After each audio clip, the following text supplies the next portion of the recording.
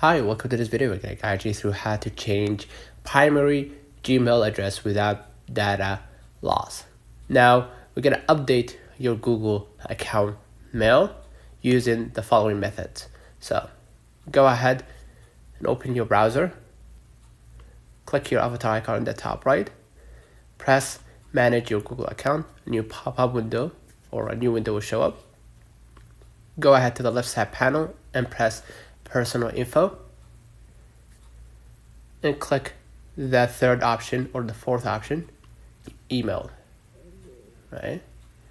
Inside, if allowed, right, you're gonna change the Google account email, right?